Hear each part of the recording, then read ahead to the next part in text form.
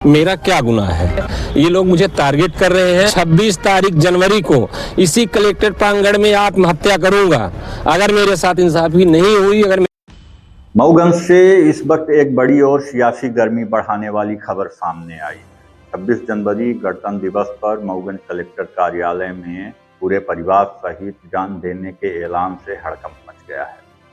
Mauganj bypass जमीन विवाद के बाद अब प्रशासन और विधायक पर गंभीर आरोपों ने मऊगंज की राजनीति में हलचल तेज हो गई। जिस व्यक्ति ने कुछ दिन पहले मऊगंज विधायक प्रदीप पटेल पर जमीन हड़पने का आरोप लगाया था, आज वही व्यक्ति एक बार फिर नए आरोपों के साथ सामने आया है।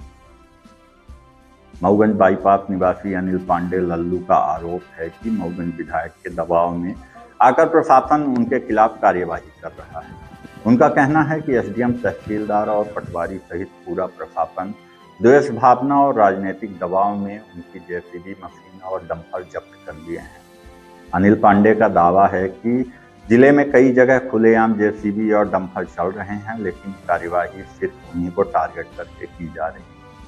अनिल पांडे लल्लू ने मानसिक और आर्थिक दबाव की बात कहते हुए यहाँ तक कह दिया, अगर यही हाल रहा और न्याय नहीं मिला तो मजबूरन उन्हें अपने परिवार के साथ जान देने जैसा कदम उठाना पड़ सकता है। इस पूरे मामले ने उस वक्त और तूल पकड़ लिया जब मऊगंज के पूर्व विधायक हुसैन सिंह बन्ना अनिल पांडे के समर्थन में कलेक्टर कार्यालय पहुंचे। हुसैन सिंह बन्ना ने कार्यवाही को रंजिशन बताते हुए कहा कि यह कार्यवाही सिर्फ कांग्रेस से जुड़े लोगों पर होती है, जबकि बीजेपी से जुड़े लोगों को खुली छूट दी जा रही है।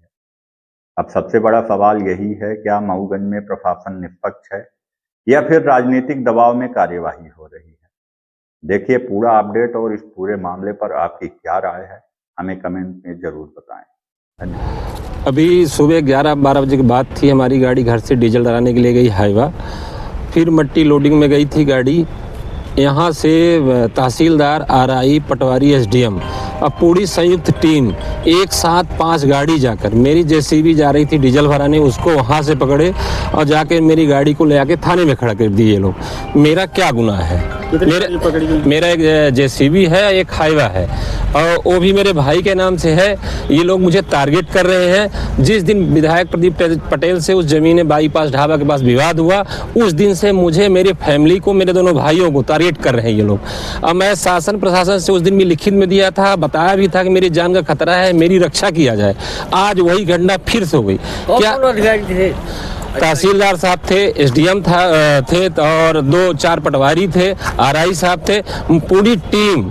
ये बताइए, आप लोग देख रहे हैं कि कलेक्ट्रेट के सामने यहाँ पर 100 गाड़ी बालू, 100 गाड़ी गिट्टी आती है सुबह सुबह। यहाँ कोई ना माइनिंग वाले जाते हैं, ना यातायात थाना प्रभारी जाता है। जिसका महीना बंधा है वही सेफ है, जिसका महीना नहीं बता है उसके ऊपर कार्रवाई कर रहे हैं।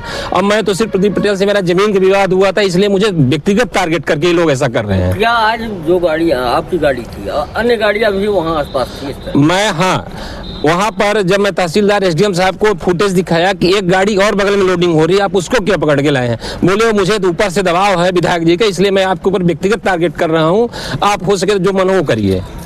मैं आप लोगों के माध्यम से भी बता रहा हूँ, मैं 26 तारीख जनवरी को इसी कलेक्ट्रेट प्रांगण में आत्महत्या करूंगा अगर मेरे साथ इंसाफी नहीं हुई। अगर मेरे साथ यही अन्याय करेंगे, अब ब्राह्मण होने का मुझे ये श्राप मिलेगा, ब्राह्मण हूँ इसलिए मुझे परेशान किया जा रहा है, टारगेट किया जा रहा है, तो मैं 26 तारीख को, इसी 26 जनवरी को आत्महत्या परिवार के साथ करूंगा।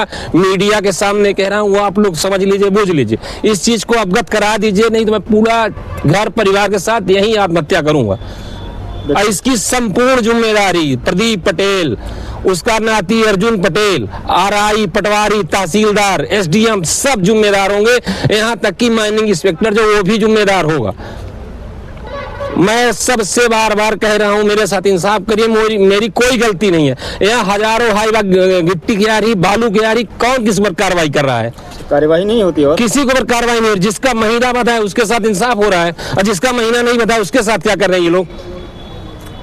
क्या कर रहे हैं कोई बताएगा? आप देख लीजिए, मीडिया वहां देखिए, पूरी गाड़ी बालू की जा रही, गिट्टी की जा रही, 100 मशीन है यहाँ जेसीबी मऊगंज विधानसभा में, बराबर मट्टी ये सब काम कर रहे हैं। क्या सब 100 में मैं ही टारगेट कहूँ उन लोगों का? 100 में आप महीना नहीं देते थे क्या? मैं कुछ नहीं देता हूँ। मेरी जेसीबी तो डीजल डरा रही थी, आप फुटेज मंगा लीजिए, वहां से बरहाटा मोड़ के अंदर जाके पकड़ रहे हैं। वहां से जाके पकड़ रहे हैं। और मैं शासन से बार बार कह रहा हूं, मुझे प्रदीप पटेल, अर्जुन पटेल के द्वारा और विधायक जी के जितने गुर्गे हैं, मैं घर से निकलता हूं मेरे आगे पीछे गाड़ी लगी रहती है। मैं इतना दहशत को क्या बता दूं। मैं इसीलिए अब घुट घुट के जीने से अच्छा है कि मैं मरना मंजूर करूंगा। नो एंट्री में गाड़ी घुसी थी क्या? हाँ, मेरी गाड़ी नो एंट्री में थी। और वहीं जब सीएम राय के बगल में एक गाड़ी मट्टी की लदी खड़ी थी, उसको वो लोग नहीं पकड़े। वो देखे भी है, मेरे पास फुटेज है, मैं प्रमाण भी दे रहा हूँ इस चीज का। क्या पुलिस के भी कोई अधिकारी? सब मिली भगत है।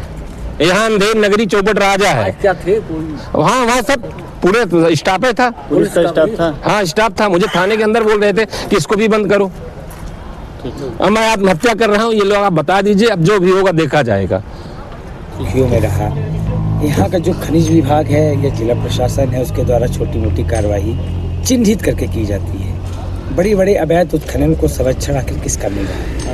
ये कार्रवाई जो है की जाती है जो कांग्रेस से जुड़े लोग हैं और जो भारतीय जनता पार्टी से जुड़े लोग हैं, उनकी पूरी छूट दी जाती है। आप चले जाइए पूरा जड़कुट से लेकर के इधर आ जाइए, आप जहाँ जहाँ बीजेपी के लोग हैं उनको खुली छूट है। ना उनकी गाड़ियाँ पकड़ जा रही हैं, ना उनके कुछ पकड़ जा रहे हैं। और जो कांग्रेस के छोटे मोटे कार्यकर्ता कहीं से कांग्रेस के लिए झंडा लगा लेते हैं, काम करते हैं, हम उससे जुड़े हैं, तो उनकी कहीं जेसीबी छोटी मोटी खरीद ली, उनकी पकड़ी। एकदम रंजिशन कार्रवाई चल रही है, रंजिशन। आपके कार्यकर्ता लल्लू पांडे की भी कुछ गाड़ियाँ पकड़ी गई, इस पर क्या कहेंगे? वो तो खिसियानी बिल्ली खंभा नोचे वाला है, इसके अलावा तो हम उसमें कुछ नहीं बोल सकते।